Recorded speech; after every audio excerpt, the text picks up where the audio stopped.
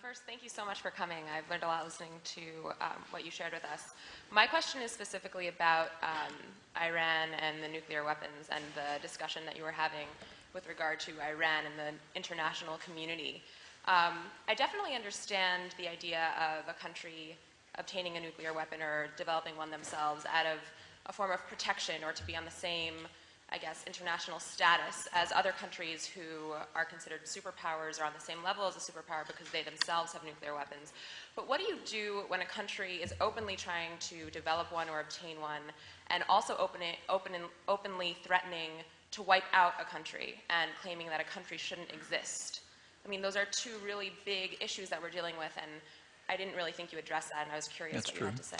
Well, what do you do about countries that already developed nuclear weapons outside the framework of the Non-Proliferation Treaty and are daily violating resolutions of the Security Council and the International Atomic Energy Agency? That's the much more serious problem. But that's a different situation because those countries aren't openly threatening to wipe out another country. Nor is Iran.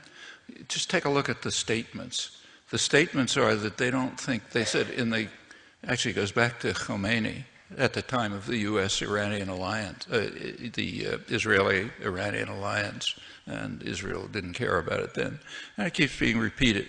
The statement is that, in the course of time, Israel should no longer exist.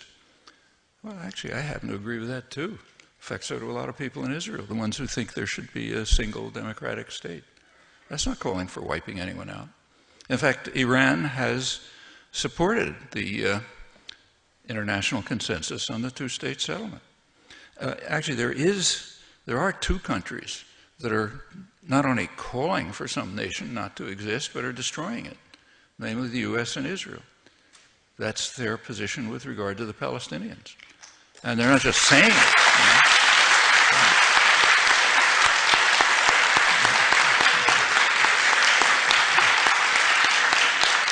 I stress, they're not just saying it, they're doing it day by day. That's the meaning of the policies that are going on right before our eyes in Gaza and the West Bank, which we are supporting and paying for. So sure, you shouldn't call for the destruction of another nation, and you shouldn't implement that. Actually, the official position of Israel, backed by the United States, they've slightly modified it, but back about 20 years ago, their official position, the coalition government, Labor, Likud, was that there cannot be, I'm quoting it, an additional Palestinian state between Jordan and Israel. In other words, they declared, and the U.S. supported that there already is a Palestinian state, namely Jordan. I mean, the Palestinians object. They say, no, wait a minute, that's not our state. But who cares about them?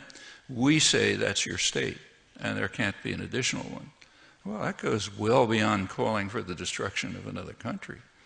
I mean, it's analogous to saying that if somebody came along, suppose Ahmadinejad said, Jews don't need Israel because they already have New York. Okay? I mean, we'd call that a revival of Nazism.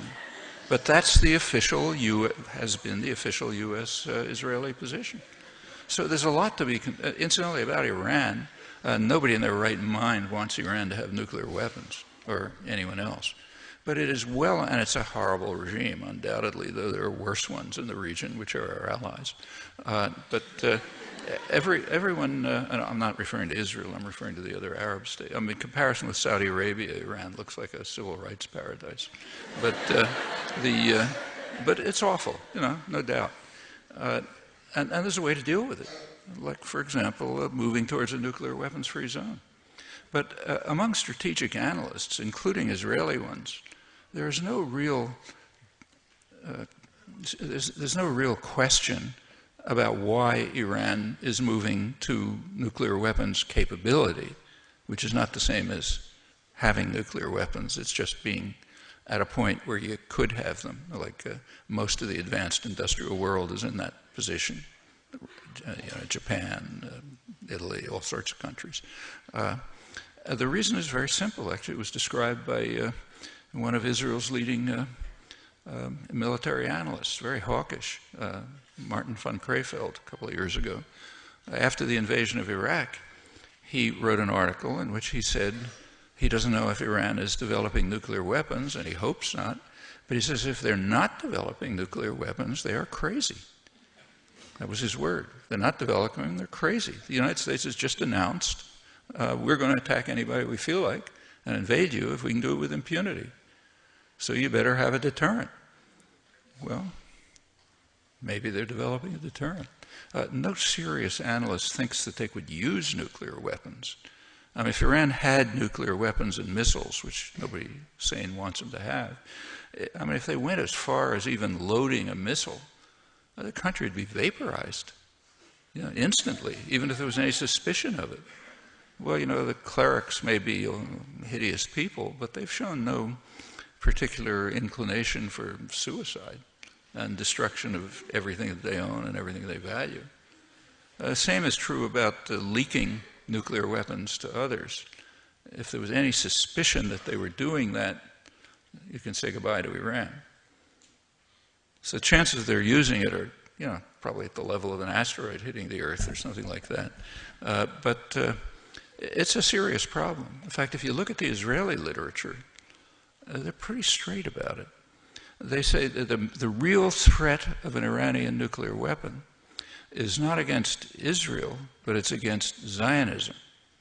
That is, what they're afraid of is that if the region becomes too dangerous, people in Israel are just going to leave. People who have the capacity to, more educated, wealthier, and so on, because they won't want to live in a region with that threat. And in fact, emigration is a pretty serious problem. Emigration of the educated and the trained, educated sectors. So they don't want to face that threat. But I don't think any serious strategic analyst, at least I've never seen one, who thinks that there's the threat that Iran might use a nuclear weapon. I mean, it would total suicide. Thank you.